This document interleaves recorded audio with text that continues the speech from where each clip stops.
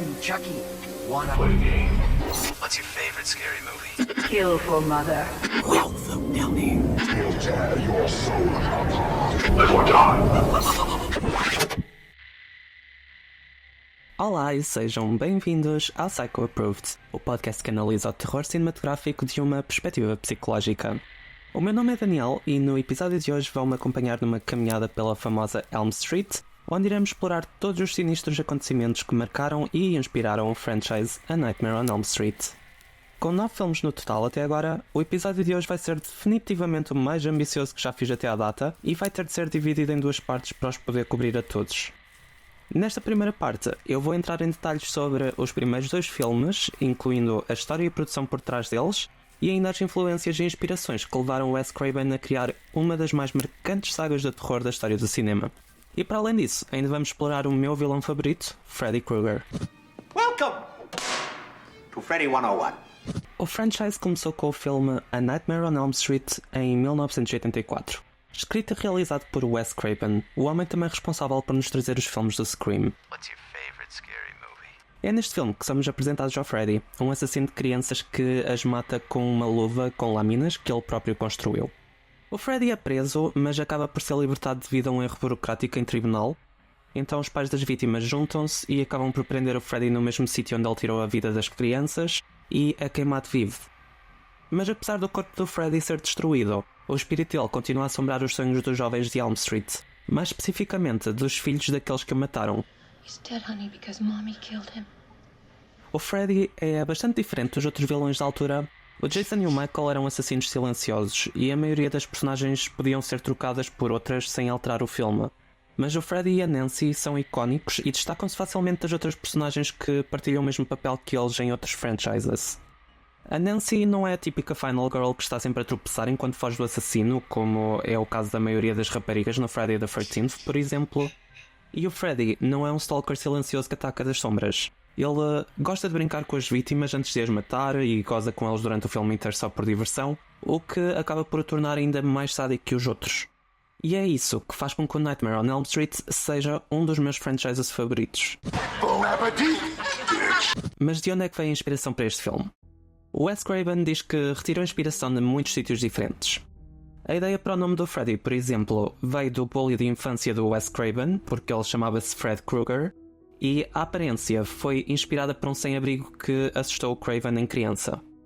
No que diz respeito à luva, o Craven diz que foi parcialmente inspirado no gato dele. Ele também considerou uma foice como a arma de eleição do Freddy por uns tempos, mas a luva acabou por ser escolhida após 3 ou 4 rascunhos para o guião. E agora entramos aqui no mundo do True Crime.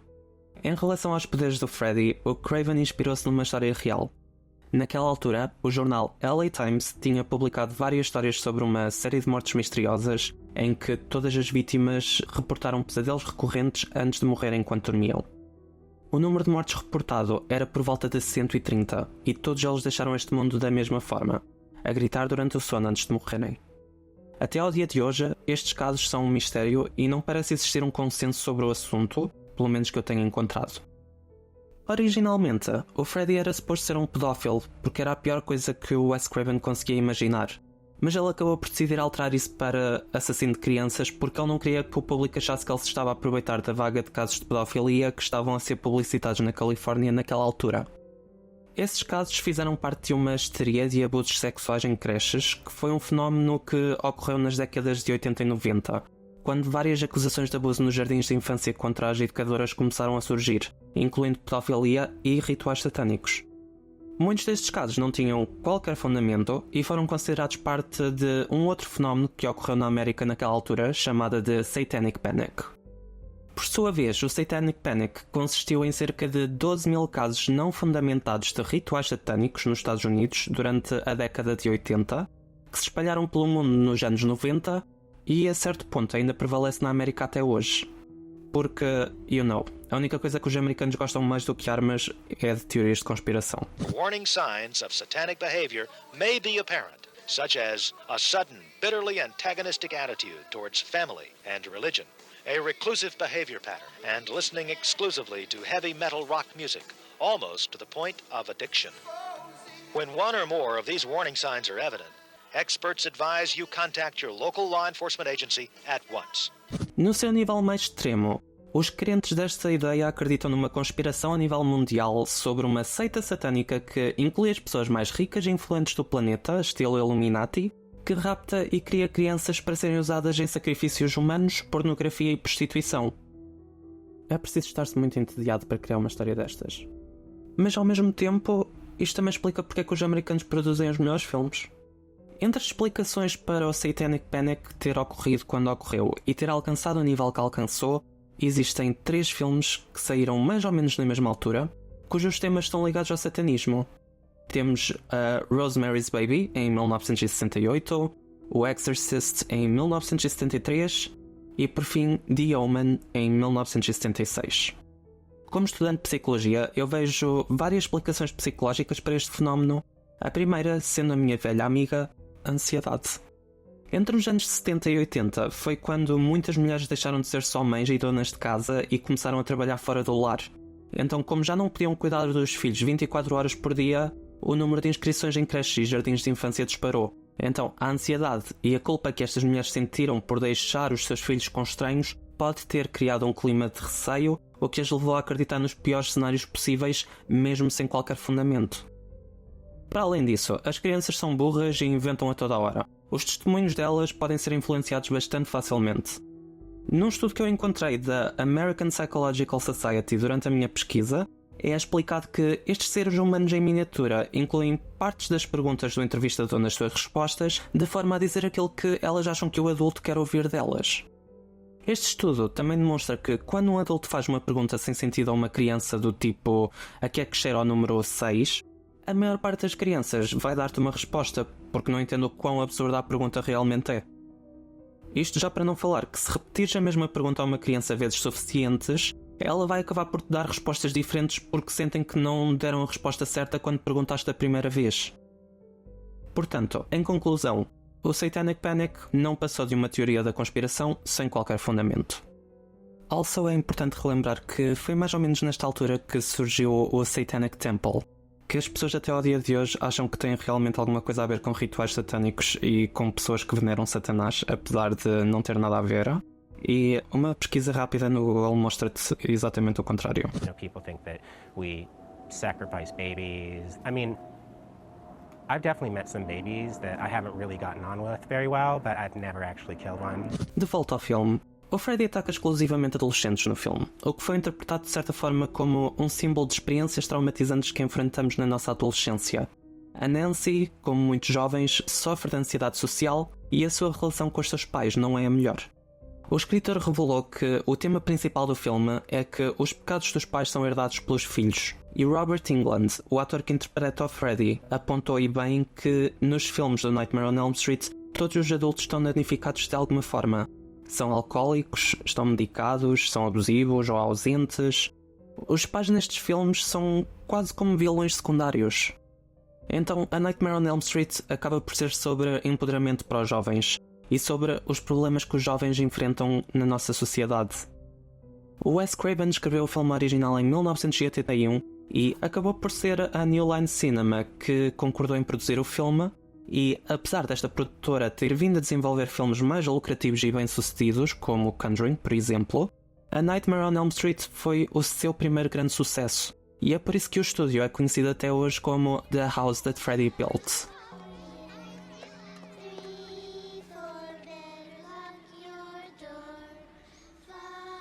Com as inspirações e backstory da produção fora do caminho, vamos agora mergulhar no primeiro filme do franchise, A Nightmare on Elm Street. Escrito e realizado pelo Wes Craven em 1984, a história deste filme foca-se no Freddy Krueger a atacar a Nancy Thompson e os seus amigos nos seus sonhos, acabando por matar todos menos a Nancy. A backstory do Krueger é revelada pela mãe da Nancy, a Marge, a minha alcoólica favorita. A Marge revela que ele era um assassino de crianças que os pais de Elm Street se juntaram para matar depois de ele ter sido em liberdade. A Nancy acaba por o derrotar ao puxar o Freddy para o mundo real e deixando de ter medo dele, porque o Freddy alimenta-se do medo das suas vítimas. I take back every bit of energy I gave you. You're nothing. You're shit. O primeiro filme é definitivamente um dos meus favoritos, e a morte da melhor amiga da Nancy, a Tina, é uma das minhas mortes favoritas em todo o mundo do terror cinematográfico. Ela é a primeira vítima do filme, portanto é um início perfeito para o legado do Freddy. Basicamente, ela é perseguida por ele no seu sonho, onde o Freddy goza com ela constantemente e até corta os próprios dedos só para assustar ainda mais, enquanto que no mundo real, o namorado da Tina acorda e vê o corpo dela a ser escortejado enquanto flutua no ar e é arrastado pelas paredes até ela morrer. E sem contar com essa cena, ainda temos outra cena icónica neste filme, que é quando o Freddy sai da parede por cima da cama da Nancy e deita a cruz que ela tem na parede abaixo, o que nos dá a primeira de muitas referências religiosas deste franchise. Eu sempre achei meio estranho que houvesse tantas cruzes e simbolismos religiosos neste franchise, só que durante a minha pesquisa para este episódio eu descobri que o Wes Craven vem de uma família profundamente religiosa, portanto, that explains it. Outro momento que eu adorei neste filme é quando a Nancy adormece na aula, vê o corpo da Tina a ser transportado num saco e decide ir atrás dela. Depois ela vai contra uma rapariga no corredor e ela pede-lhe o hall pass e a Nancy vira-se e diz: Screw your pass. God, I love Nancy. É triste é que sempre que eu penso no nome Nancy, a primeira coisa que me surge é... A mais bonita! Uau! Pinta os lábios de framboesa! É Nancy Beijos Surpresa! Yeah. Por favor, digam-me que se lembram desta boneca e que eu não sou o único. Anyways, eu podia passar horas a falar do filme original, mas temos mais 8 filmes pela frente, portanto, let's move on. O Freddy regressa para possuir o corpo do Jesse Walsh em A Nightmare on Elm Street 2: Freddy's Revenge. O Jesse é o novo residente da casa da Nancy no segundo filme, onde o Freddy tenta possuí-lo para poder voltar à vida, mas é impedido por uma random personagem chamada Lisa, que é a suposta namorada do Jesse. Eu queria mesmo gostar do Freddy's Revenge, visto que é agora considerado um dos filmes mais gays da história do terror, mas o plot não foi tão interessante quanto o dos outros filmes, e as personagens também não foram muito memoráveis. Até o Freddy é diferente. O segundo filme é uma história isolada que nunca mais volta a ser mencionada. Não é que seja mau, mas não é incrível. O escritor e realizador deste filme nem foi o mesmo do original. Aliás, o Wes Craven detestou o guião que lhe mostraram, e eu não o censuro em parte. O maior problema que ele teve foi com a cena em que o Freddy salta da piscina para matar um monte de adolescentes no mundo real, em vez de ser nos seus sonhos, quando a maioria destes jovens são mais altos que o Freddy e acabam por o fazer parecer ridículo. No entanto, eu consigo apreciar o facto de que eles tentaram alterar aqui a fórmula e nos deram o primeiro Scream King da história do terror.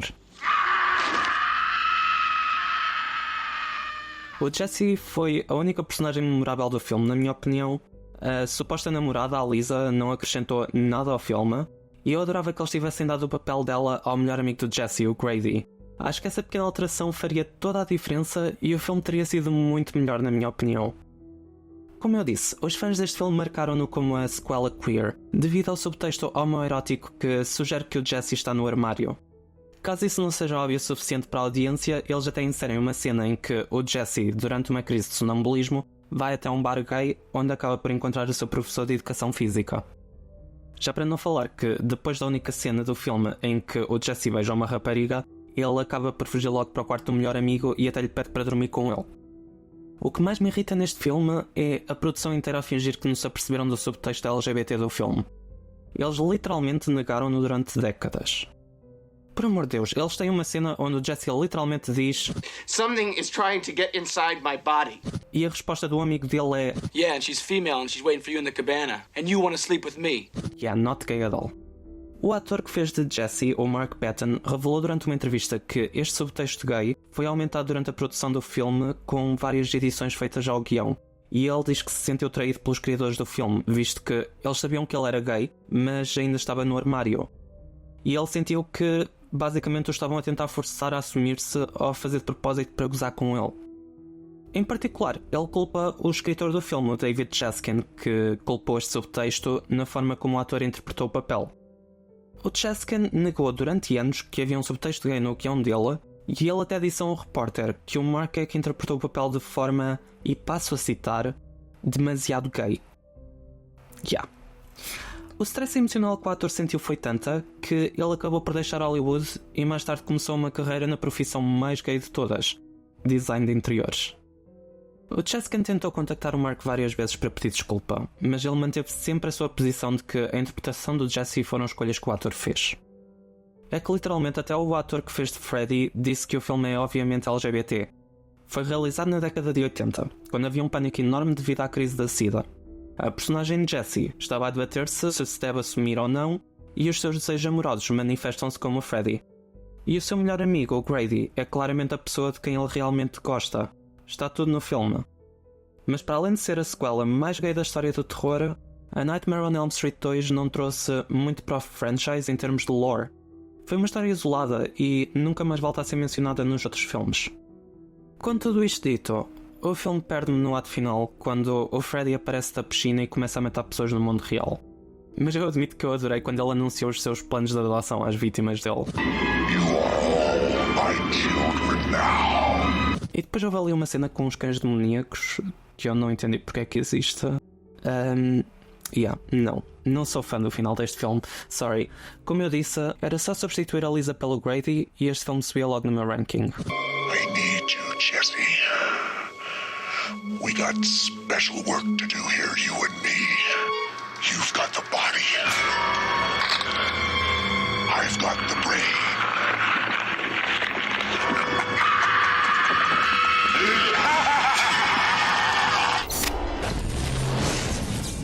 Por hoje vamos ficar por aqui, caso contrário este episódio ficaria demasiado longo. Para a semana irei terminar a minha análise dos restantes filmes da Nightmare on Elm Street. Quero agradecer por se juntarem a mim mais uma vez. Peço que não se esqueçam de subscrever o canal. Só metade das pessoas que ouvem o podcast no YouTube é que está subscrita e no Spotify também não é muito diferente. E se quiserem manter-se a par sobre o mundo do terror cinematográfico e do Psycho Approved, considerem seguir-me nas minhas redes sociais. Como sempre, eu volto na próxima quarta-feira. Obrigado por me ouvirem. And this message was Psycho Approved. Hey!